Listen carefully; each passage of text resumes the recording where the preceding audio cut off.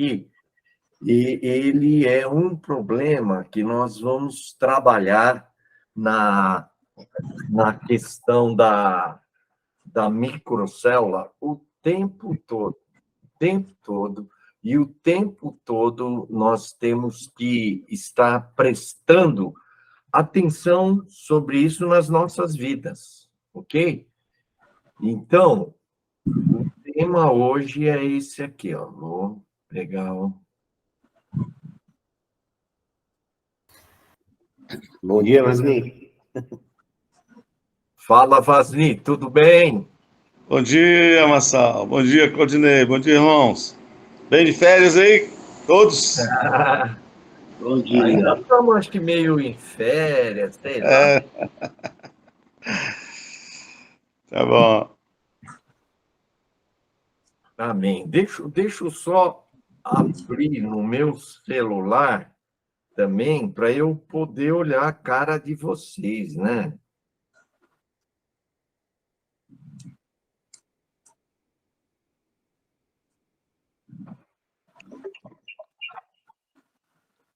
Assim eu vejo. Assim eu vejo vocês também. Amém? Amém. Então,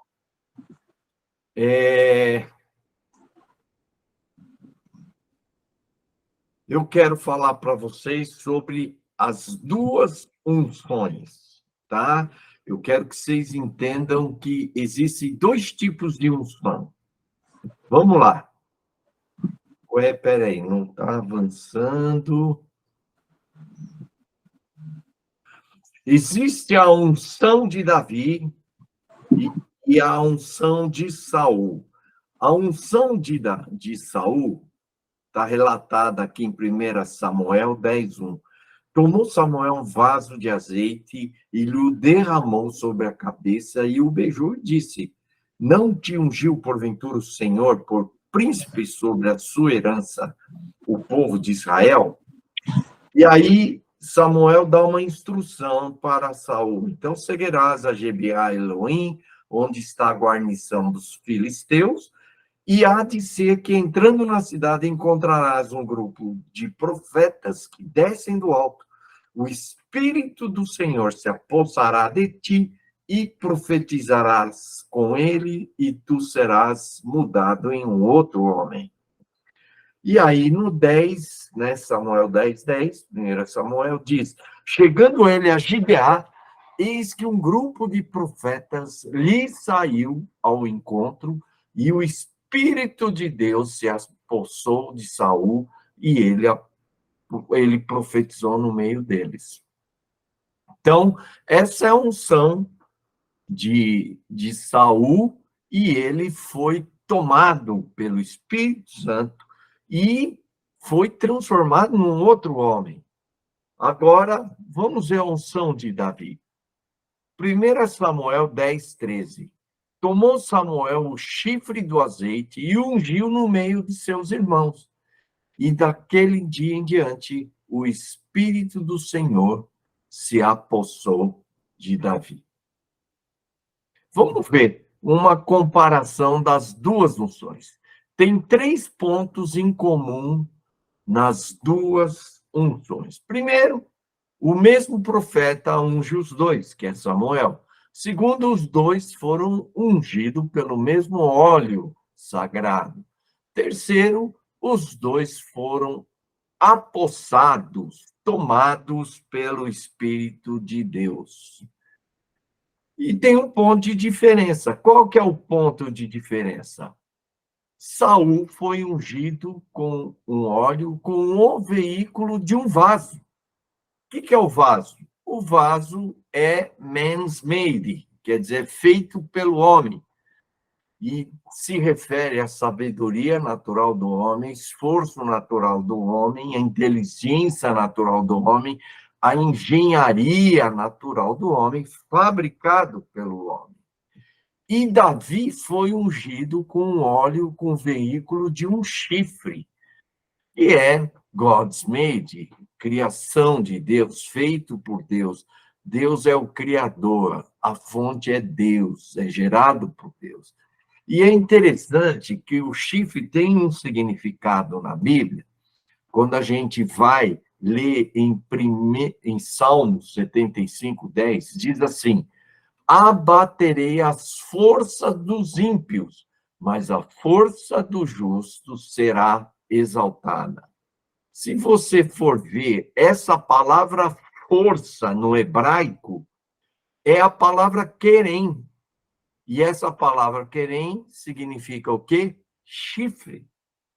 Então, aqui, se fosse traduzir literalmente, seria abaterei o chifre dos ímpios, mas o chifre dos justos será exaltado. É interessante porque muitos animais têm um chifre e eles lutam e a força está no chifre, né? O poder está no chifre, né? Então, há algo muito importante, né? E é significativo que Saul foi ungido pelo veículo de um vaso, algo feito pelo homem, é man's made. E Davi foi ungido pelo veículo de um chifre, que é feito por Deus, é man's made, né? Então, os dois têm o mesmo Espírito de Deus, o óleo sagrado e profeta, mas o veículo de um é diferente do outro. Um é feito pelo homem, man's made, e o outro é God's made, feito por Deus. Agora, vamos fazer, isso é muito importante, entender na história de Saul e Davi, a permissão de Deus e a vontade de Deus. Deus permite muitas coisas, mas que não são a vontade dele, ok? Então, o que acontece aqui? 1 Samuel 8, 4, 7, acontece um fato muito interessante. Diz lá, os anciãos, todos de Israel, se congregaram. Então, olha, os anciãos são os líderes principais do povo de Israel. Todos eles se uniram e vieram a Samuel, a Ramá, e lhe disseram: vê, já estás velho, e teus filhos não andam pelos teus caminhos. Constitui-nos, pois, agora um rei sobre nós, para que nos governe, como o tem todas as nações. Então, esses líderes de Israel, eles estavam pedindo o quê? Eles estavam pedindo um rei.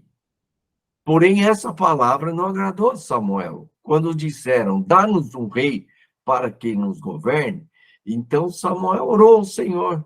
E disse o Senhor a Samuel: atende a voz do povo em tudo quanto te diz. Então, Deus está aqui o quê? Dando a permissão. Está dando a autorização para que se fizesse isso. E ele diz assim: pois não te rejeitou a ti, mas a mim, para eu não reinar sobre ele. Olha só, aqui Deus deixa bem claro que ele está dando a permissão. Vão, façam. Mas essa não é a minha vontade. O que eu gostaria de estar reinando sobre vocês. Mas o que vocês querem é um rei, que um rei governe sobre vocês. O povo de Israel queria um rei, e por causa da insistência do povo, Deus acabou por permitir eles terem um rei. Deus deu um rei, mas Deus não queria fazer isso, pois sabia que isso não seria bom, porque o melhor, a gente sabe disso, né? Que a gente ama a Deus, conhece a Deus. Poxa, você imagine um povo onde Deus está reinando diretamente. Isso é o que todo mundo gostaria. Todo mundo gostaria disso. Mas o povo não quis isso. Ele escolheu um rei. E olha, Deus sabia que isso não seria bom e que isso traria grandes consequências dessa decisão. Depois a gente vai ver na história de Israel quantos reis foram maus e fizeram o que é mal. Então, Deus pode nos dar a permissão de fazer algo, mas isso não significa que é a vontade dele. Então, aqui vai um alerta. Cuidado com o que você quer. Deus pode não achar bom para você, mas se você insistir, ele pode fazer a sua vontade e não a dele. Quantas coisas você está realizando hoje que são frutos mais das suas vontades e desejos, que Deus está permitindo, e pode até estar tendo um resultado bom, mas isso não é vontade de Deus. Isso trará consequências na sua vida. Sabe, eu pessoalmente, como líder, como pastor, conhecendo muitas igrejas, muitos pastores, sabe que eu vejo pastores fazendo coisas, e olha, tem igrejas grandes, pastores grandes, líderes excepcionais, que estão fazendo igrejas man-made, fabricado pelo homem. E Deus está permitindo isso. E até a igreja está crescendo, estourando, influenciando outras igrejas. Mas Deus permitir não significa que é a vontade dele.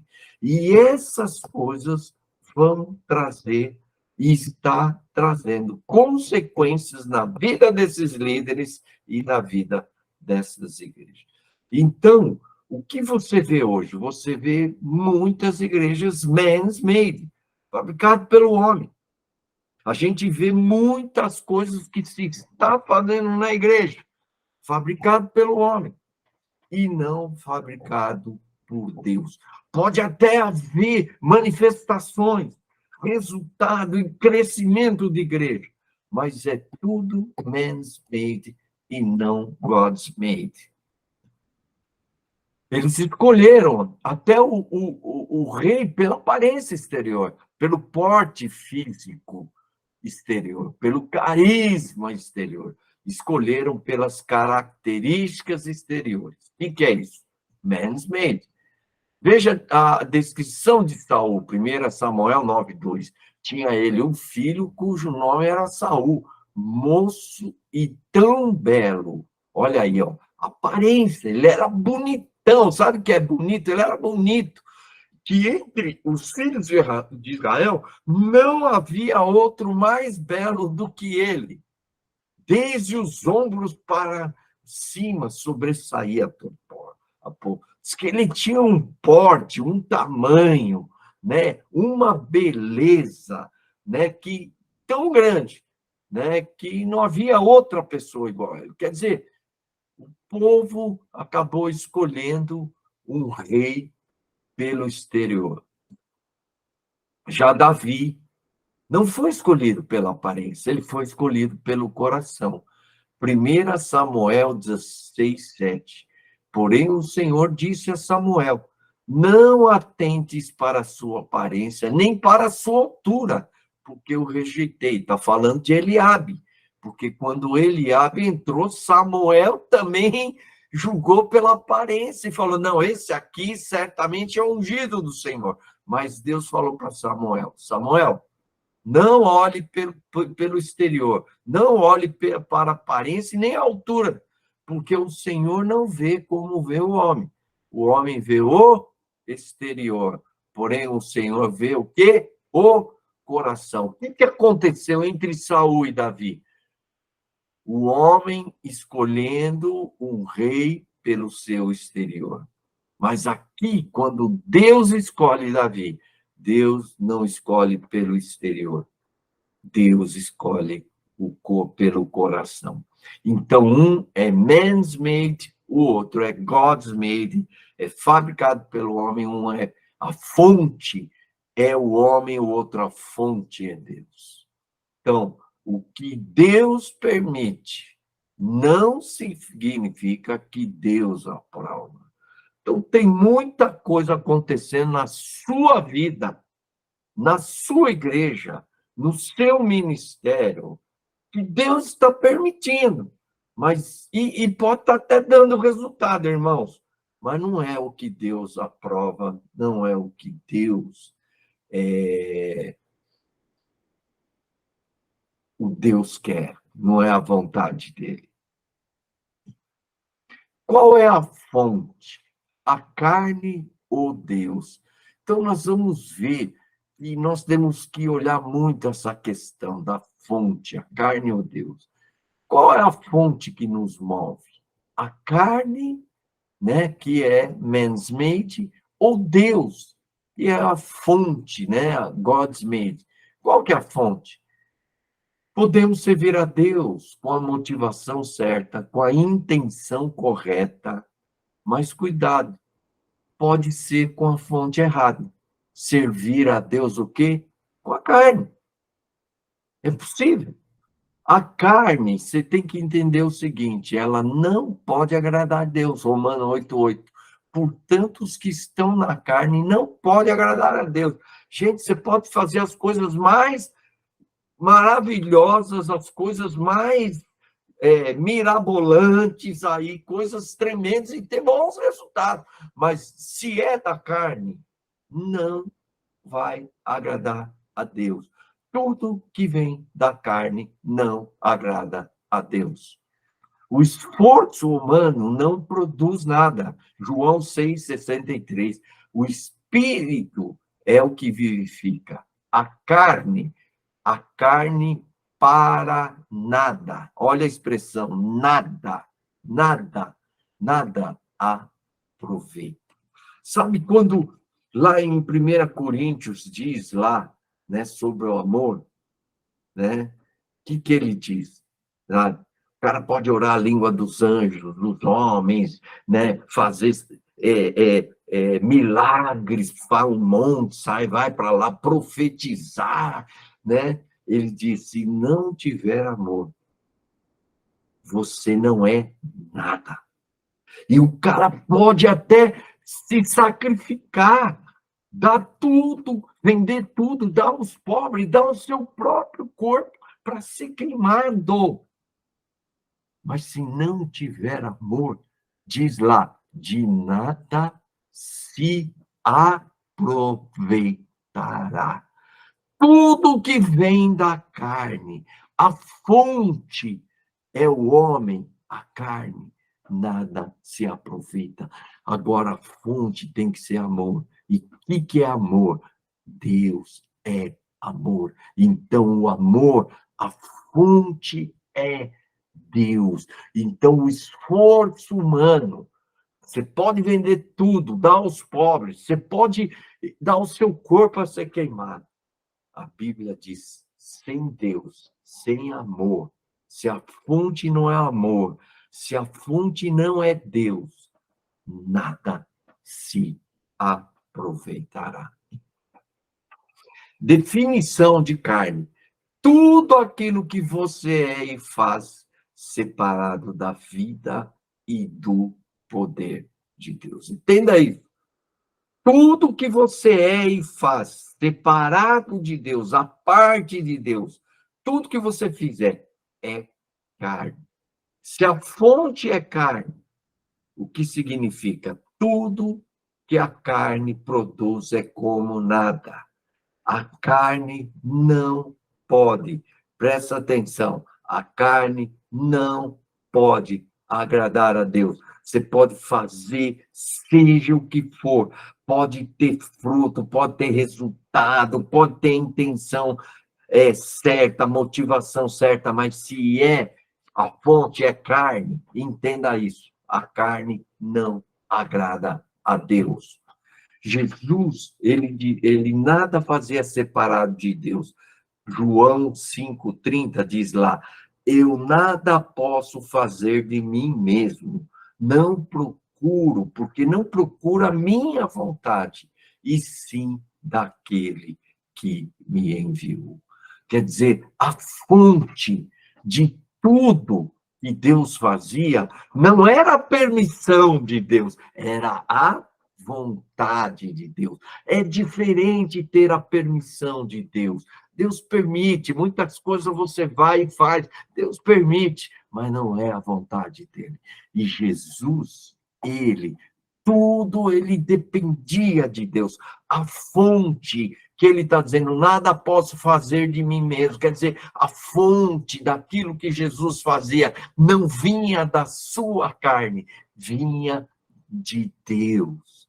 E ele nunca vivia na permissão de Deus, ele vivia na vontade de Deus. E nós, muitas vezes, estamos vivendo muito nessa permissão de Deus, fazendo tudo pela fonte da carne e não pela fonte de Deus. E olha, a carne tem dois lados, que a gente muitas vezes não entende, né? E isso você precisa começar a entender. Tem um lado injusto da carne, que são as obras da carne, e elas são conhecidas, né? Gálatas 5, 19, 20, 21, diz lá, as obras da carne são conhecidas, são prostituição, impureza, lascívia, etc. Tal, e outras coisas semelhantes a essa, tá? E diz que aqueles que praticam isso não herdarão o reino de Deus, ok? As obras da carne são o lado mal da carne, são os feitos do corpo, ok? Isso é claro. E se vivemos na carne, se andarmos na carne, nós caminhamos para onde? Para a morte. Por isso que não herdarão o reino de Deus. Diz lá em Romanos 8, 13. Porque se vivermos segundo a carne, caminhais para onde? Para a porta. Irmãos, é uma pergunta muito séria. Será que nós estamos vivendo segundo a carne? Para quem que Paulo está dizendo isso? Para quem que Paulo está dizendo isso em Gálatas 5 e Romanos 8, 3? Está dizendo para incrédulos? Não, ele está dizendo para cristãos. Ele está dizendo, olha, vocês aí, se vocês vivem segundo a carne, vocês estão caminhando para a morte. E Gálatas 19, 21 diz que essa morte é o seguinte, você não vai para o céu, você vai para o inferno. Então, se caminhais para a morte, mas se pelo Espírito mortificardes os feitos do corpo, as obras da carne, certamente vivereis. O que é esse vivereis? Irá, porque para o céu terá a vida eterna. Como, então, lidar com a carne? Nós estamos vendo aqui, temos que mortificar a carne, ok? Nós vamos falar um pouco sobre isso no final. Agora, tem um lado justo da carne, da autojustiça da carne. Esse lado não é tão óbvio. Ele é bem sutil e ele é imperceptível. Tudo que fazemos para Deus, com bons motivos, com boas intenções, mas na energia natural, na força natural, na inteligência e racionalidade natural. Tudo que nós fazemos separado de Deus são obras e feitos da carne. São todas as obras e feitos que fazemos para Deus, o quê? Na sua energia, no poder natural da carne, que tem aparência de bom, mas é fruto da carne.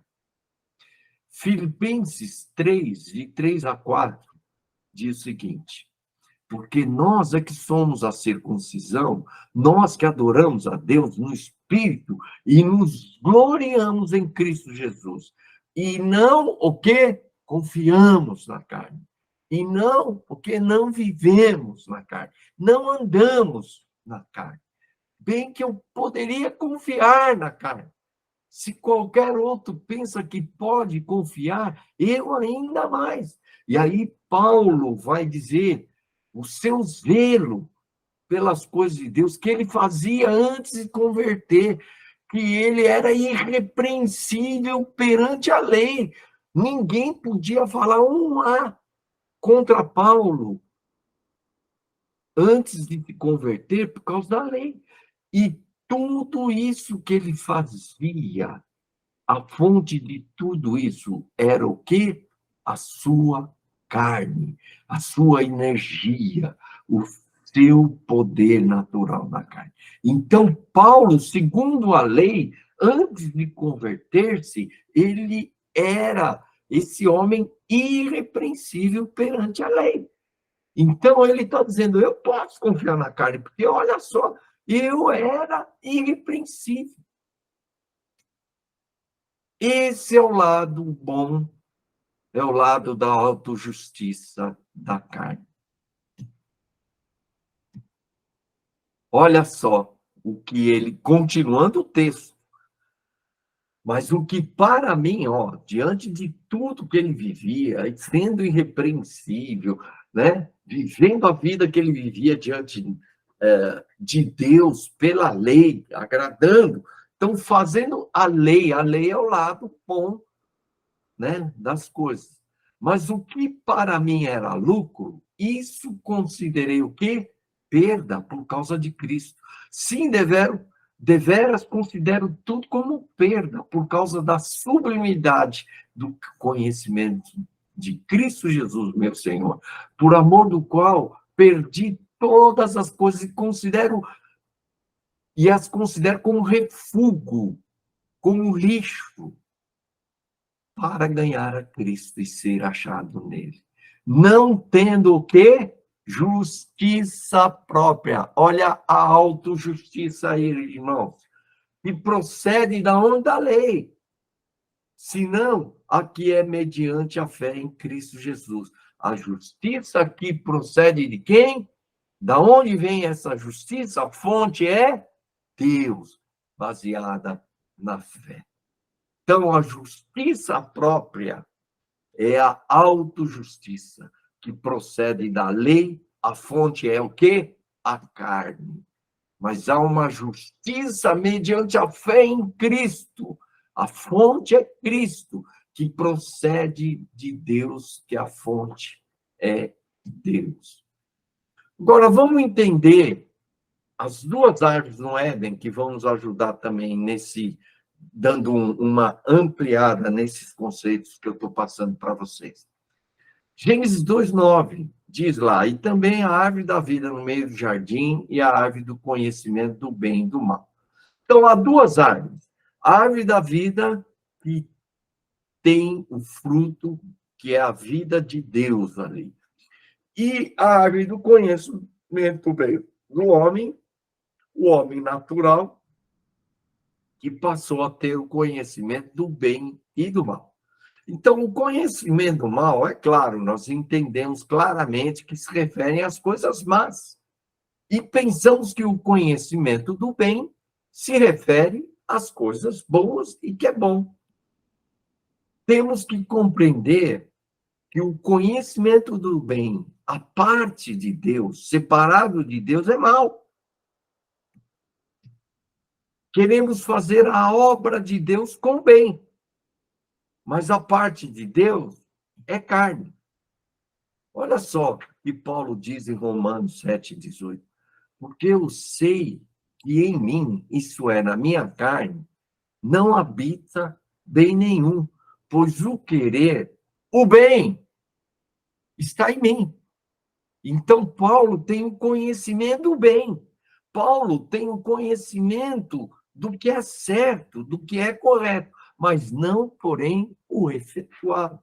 Então, o conhecimento do bem, a gente pode dizer aqui que a lei é o conhecimento do bem. Mas o conhecimento da lei, você querendo viver pela carne, pelo esforço humano, é mal. Paulo considerou a lei, essas coisas da lei, o esforço humano de querer viver a lei, como lixo, como refúgio, como perda, como mal, porque tudo que ele conquistou, Paulo conquistou com esforço humano, chegando ao ponto de ser irrepreensível. Tudo isso que ele conquistou na carne, ele considerou tudo isso como perda, como refúgio, como lixo. Paulo diz em Romanos 7, temos o conhecimento do bem, mas não o efetuar. Sabemos o que é o bem, mas por causa da carne, sabe o que acontece? Acabamos fazendo o que é mal. Enfim, sabe o que acontece? O bem e o mal andam juntos e não separados por causa da carne.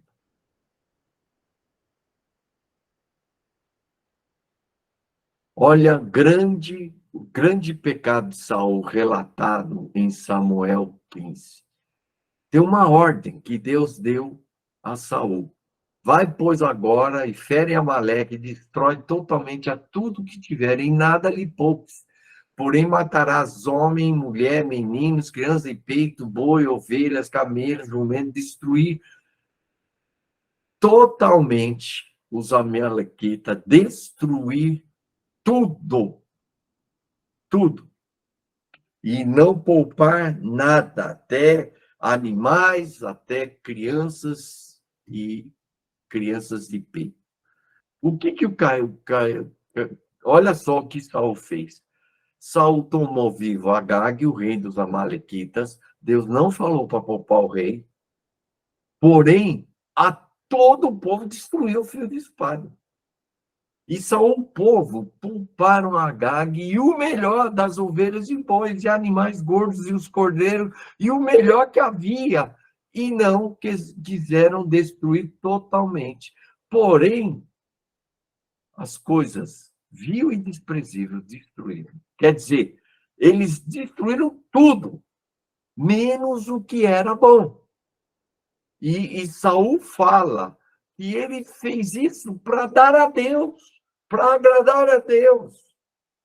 E olha, às vezes temos uma boa intenção de ajudar as pessoas, de fazer para Deus, mas tudo o que fazemos, a parte de Deus é nossa carne. E a carne não agrada a Deus. O que Saul quis fazer? Em vez de obedecer a Deus, né? Ele quis fazer a coisa do jeito dele, mesmo querendo agradar a Deus, pegar esses animais tal e oferecer em sacrifício a Deus. E por causa disso, ele perdeu a unção e passou a unção que ele tinha, foi para Davi. Os dois têm o mesmo espírito, mas o veículo usado é diferente. Um, o vaso, e o outro, o chifre. Então, hoje, você vai ver pastores, pregadores, profetas com unção, que têm o mesmo espírito. Só que temos que ter cautela, pois alguns deles, o veículo é o vaso, a fonte é o homem, é fabricado pelo homem. E outros, o veículo é o chifre, a fonte é Deus. Então, tem pastores com palavras maravilhosas, pregadores, profetas com tremenda unção. Mas sabe qual é o veículo que eles usam?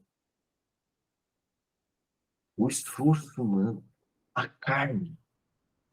E outros, a fonte é Deus. Então, eu conheço muitos pastores, líderes, ministros de louvor com tremenda unção, que são usados por Deus. Eles têm carisma, mas não têm caráter. Eu digo para vocês, Ministro de louvor que, às vezes, as pessoas dizem, nossa, o cara é demais, o cara é de Deus, e já vi esse ministros de louvor ministrando com tanta unção, pessoas caindo. Eu conheço um ministro de louvor que tem uma unção, né, que tinha, pelo menos, eu não vejo ele mais, que ele tinha uma unção tremenda, e ele chegava em lugares, pessoas eram derrubadas, e eram batizadas no Espírito Santo, manifestações sobrenaturais. Mas deixa eu contar o caráter desse ministro de louvor. Eu organizava um evento de adoração lá em Sumaré, e vinha líderes, sabe, do Brasil todo ali, né? Os principais líderes do Brasil estavam presentes, David Keelan, até Ana Paula, Ademaras, vários ministros. E a gente costumava buscar os ministros de louvor com um Corolla. Mas, quando esse ministro de louvor chegou, em vez do Corolla, nós mandamos um Fiat 147, porque o Corolla tinha saído e não voltou. E aí mandamos buscar um cara com um Fiat 147. E esse ministro de louvor veio e ele carregava uma carry-on. Vocês sabem o que é carry-on? Aquela maleta pequenininha para levar dentro do avião. Ele veio, somente em uma carry-on. E o rapaz foi lá, pegou ele, e quando ele chegou, olhou o Fiat 147, sabe o que ele disse? Ele falou, nesse carro eu não vou. E o rapaz explicou para ele. Falou, isso aconteceu, isso, e tiveram que vir buscar. Não, nesse carro. O rapaz teve que ficar tentando convencer ele que se ele não fosse nesse carro, ia ter que esperar o outro carro, que ia demorar. Então, por fim, ele caiu em si e aceitou ir no Fiat 147. Esse é um cara com uma tremenda unção, com um mover tremendo. Eu sei que esse cara já foi em muitos eventos, que eles colocaram ele em um hotel, e ele falou, eu não fico nesse hotel. Ele quer hotel 4, 5 estrelas. Então, são servos de Deus, pastores, líderes, ministros de louvor, com tremenda unção, e estão muito usados por Deus. Só que tem um problema. Eles têm carisma e não têm caráter. O veículo é um vaso e não um chifre. Então, irmãos, Deus pode estar usando vocês aí no ministério, e até você está tendo sucesso no ministério. Mas a fonte é carne e não Deus. Ser usado por Deus não significa ser aprovado por Deus. No Velho Testamento, os sacerdotes usavam a veste de linho. Por quê? Porque não podiam suar. E o suor significava o esforço humano. A veste de linho era porque não podiam suar, né? É o esforço humano ao servir a Deus. Então, pode ser a melhor intenção, pode ser os melhores resultados, frutos, mas se a fonte é a carne não produz nada e não agrada a Deus. Então, as duas, Gálatas 3:3 diz assim, sois assim insensatos, que tendo começado no Espírito, estejais agora vos aperfeiçoando na carne. Esse pode ser o nosso problema. Começamos no Espírito e agora estamos na carne. Esse é um cristão que começou no Espírito, passou a viver no poder natural, na força natural, na energia natural, passou a viver na carne. Não posso utilizar então, Marçal, os meus talentos, dons, a capacidade naturais para servir a Deus? Não pode. Na verdade, não pode. O que nós temos que fazer é quebrar, renunciar toda a confiança e dependência dessas coisas naturais. Tudo isso tem que morrer e ressuscitar esses nossos dons, nossos talentos, as nossas capacidades naturais. Ela tem que morrer e ressuscitar de uma outra forma, e ela virá com a vida e o poder de Deus. E aqui, então, entra o processo da cruz. Eu quero colocar 3 aspectos da cruz rapidamente. Primeiro, a cruz como a morte sacrificial de Jesus, né? 1 Coríntios 15, 3, antes de tudo vos entreguei o que também recebi, que Cristo morreu pelos nossos pecados, segundo a cruz. Então, o primeiro aspecto da cruz é que Jesus, na cruz, tomou sobre si os meus pecados, os nossos pecados, ok? E um segundo aspecto é que nós somos crucificados com Jesus na cruz. Gálatas 2, 19 e 20 diz: estou crucificado com Cristo, logo já não sou eu quem vive, mas Cristo vive em mim. Nós perdemos a nossa vida na cruz, morremos na cruz, crucificamos o nosso eu na cruz. E o terceiro aspecto é o processo de mortificação na cruz. Então, tem o aspecto do evento e do processo da cruz. Então, o evento é a nossa morte.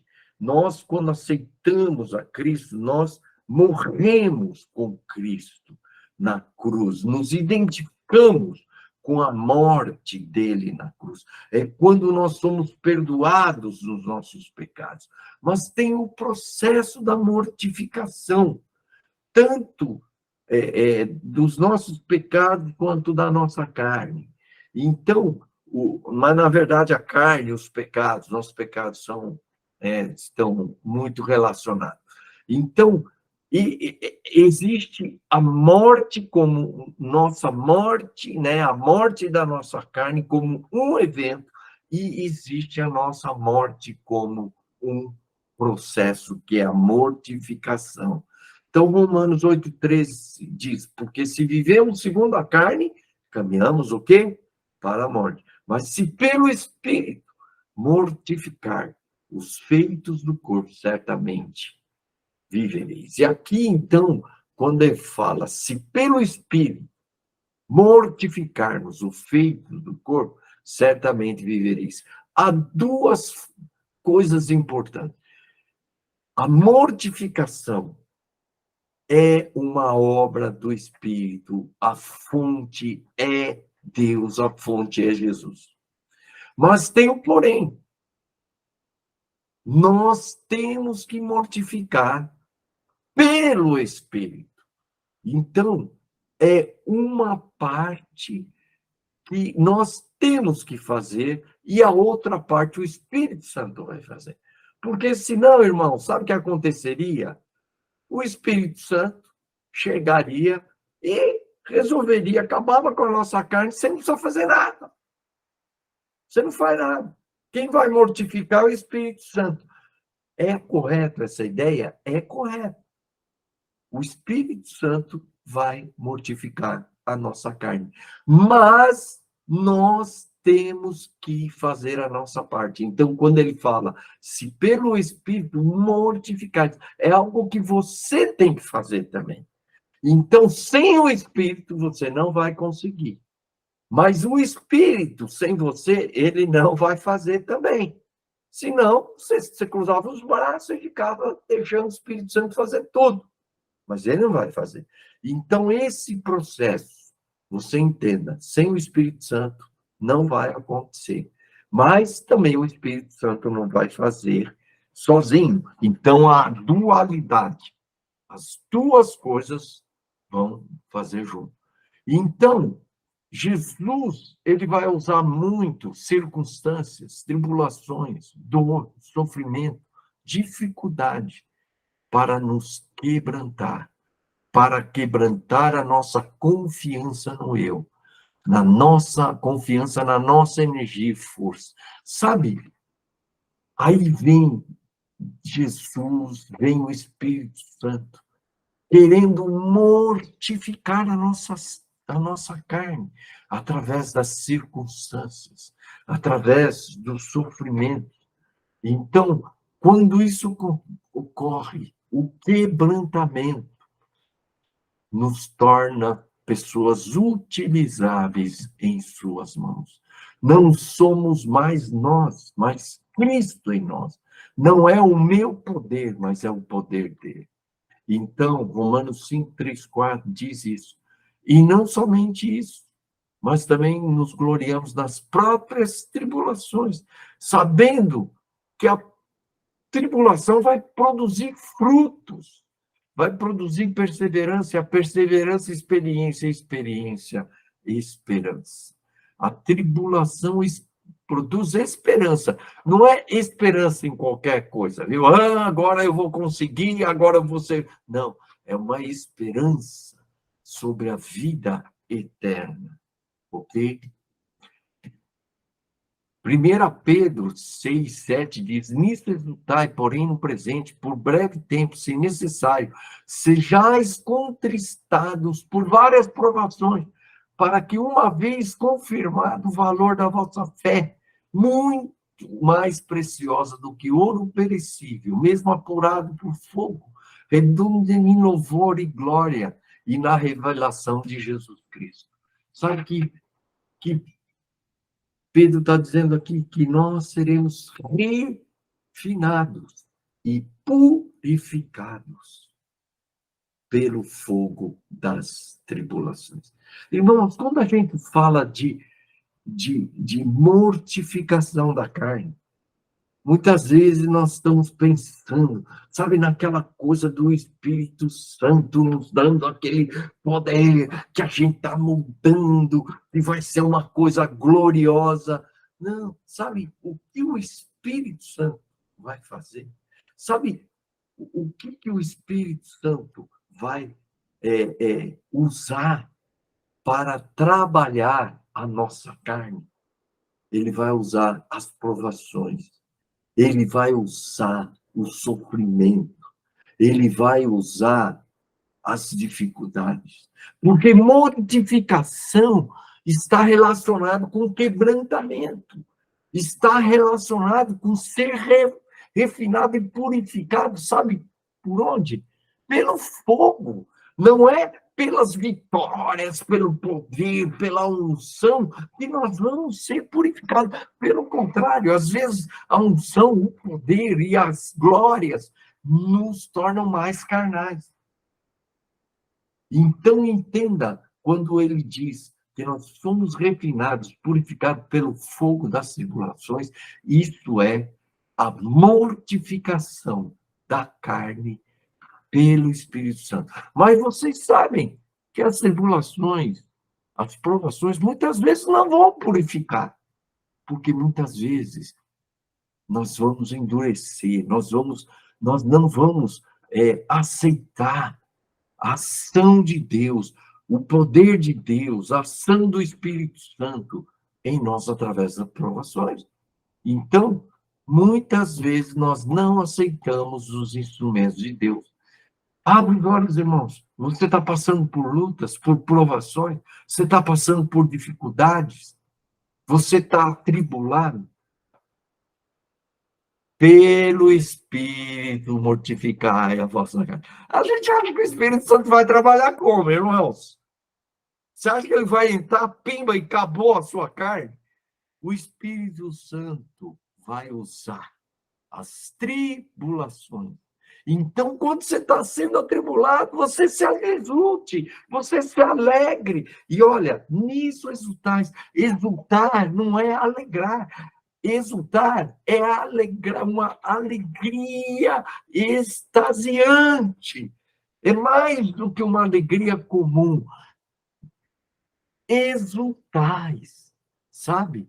Fique contente, porque o Espírito Santo, porque Deus, porque Jesus está trabalhando. É a mão dele. É isso que Pedro está dizendo. É a mão dele trabalhando no seu caráter, na sua vida. Trabalhando na mortificação da sua carne na cruz. 2 Coríntios 1, 8-9. Porque não queremos, irmãos, que ignoreis a natureza da tribulação que nos sobreveio na Ásia. Porquanto foi acima das nossas forças, a ponto de desesperarmos até da própria vida. Contudo, já em nós mesmos tivemos a sentença da morte, para que não confiemos em nós, na nossa carne, na nossa sabedoria, no nosso talento, nos nossos dons. Confiemos em quem? E sim no Deus poderoso que ressuscita os mortos. Irmãos, Paulo passou por uma tribulação que ele disse, agora eu vou morrer, agora não tem mais jeito, agora não vai dar mais. Mas ele entendeu uma coisa, que aquilo tinha um propósito. Era a mão de Deus, a fonte. Não era simplesmente o mal. A fonte era Deus, era o Espírito Santo, era Jesus, trabalhando na carne deles, para que eles não confiassem mais na sua própria força, capacidade, não confiasse mais na sua carne. Paulo, um dos maiores apóstolos, poderiam até dizer o maior apóstolo de todos, passando pela cruz, sabe? A cruz é algo que nós temos que tomar todos os dias, né? Negando-se a si mesmo, dia a dia, tomando a nossa cruz. Por quê? Você não pode mais confiar em você mesmo. Você não pode mais andar na carne. Chega, Marçal. Chega de ficar andando na sua experiência, nos seus dons, no seu carisma, nas suas vontades. Chega. Porque a carne, por melhor que seja, por mais bem intencionado, não produz nada para Deus, não agrada a Deus. As tribulações vêm para nos levar a confiar em Deus. 2 Coríntios 4, 8, 11. Em tudo somos atribulados, porém não angustiados, perplexos, porém não desanimados, perseguidos, porém não desamparados, abatidos, porém não destruídos, levando sempre no corpo o morrer de Jesus, para que também a sua vida se manifeste no nosso corpo. Porque nós que vivemos, somos sempre entregues, olha a palavra, sempre entregues à morte, por causa de Jesus, para que também a vida de Jesus se manifeste o quê? Em nossa carne mortal.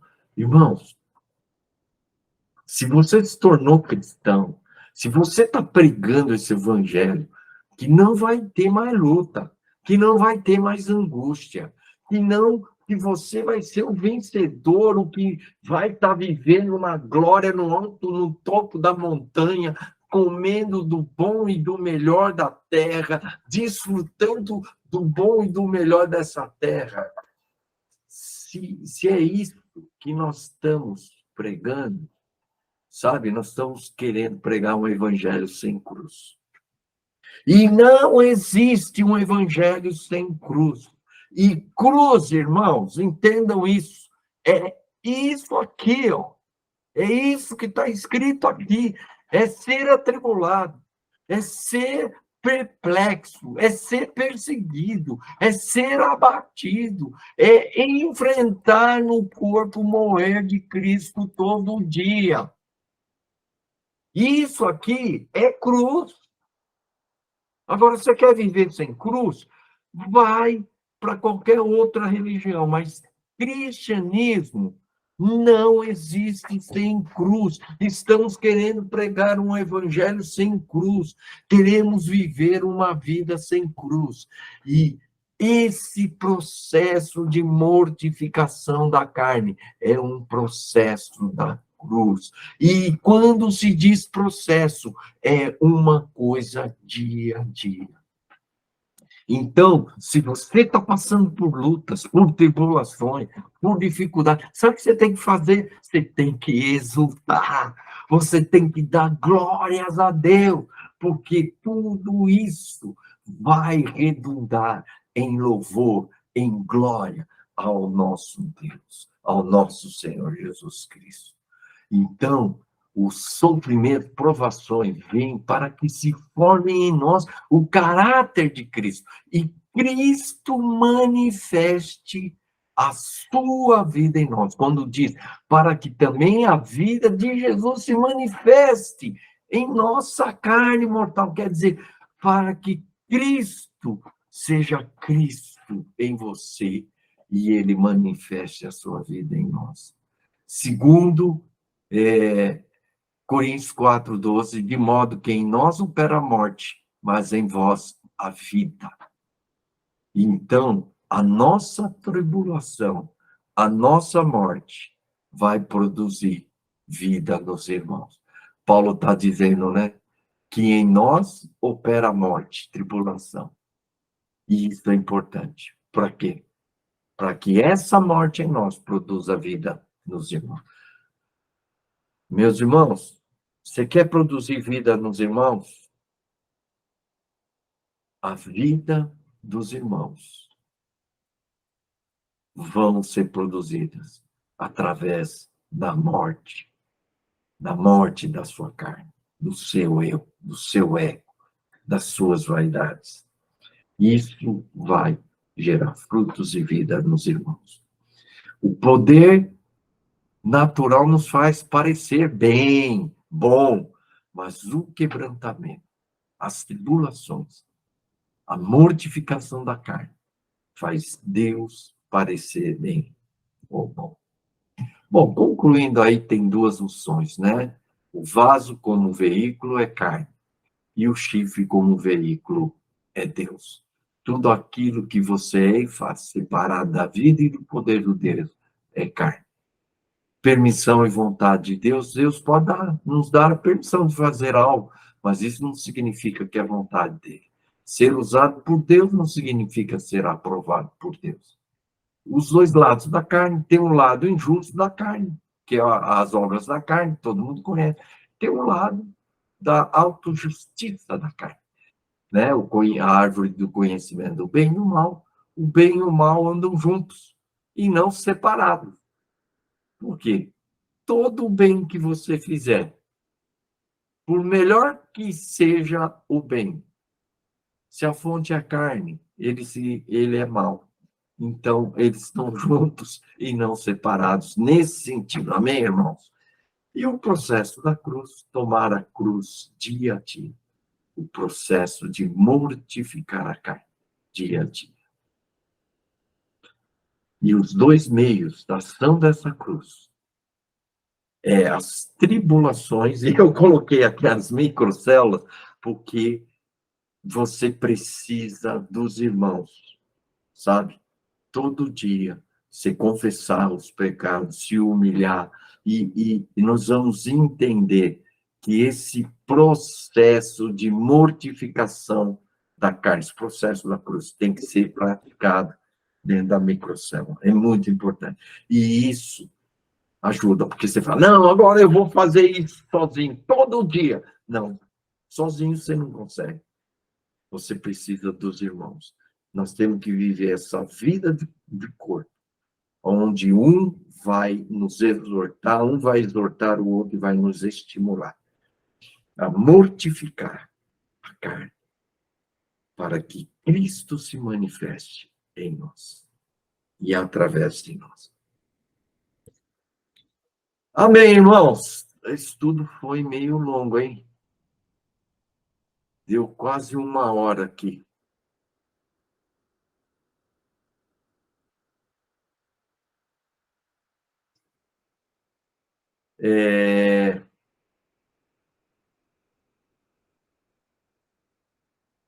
Alguém quer comentar alguma coisa? Quer compartilhar alguma coisa? Pode falar. Irmãos, vamos deixar Deus te usar aí.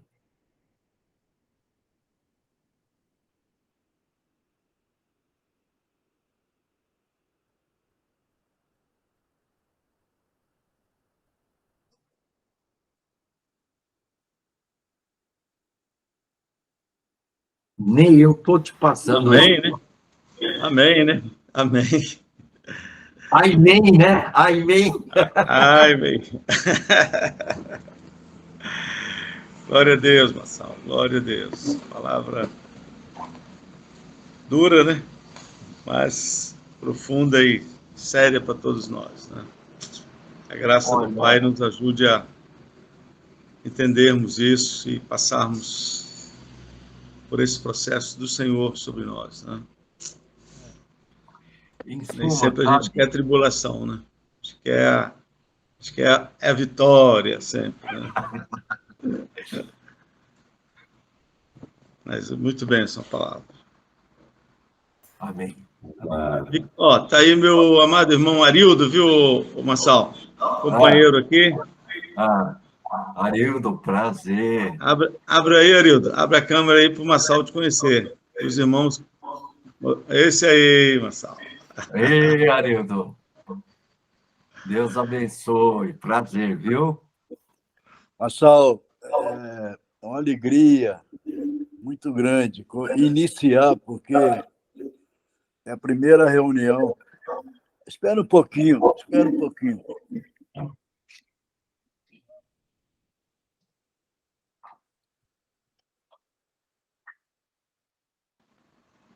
Fala aí, Arildo. Fala aí. Pode falar. Obrigado. É a primeira reunião que eu estou participando. E eu louvo a Deus por estar com vocês.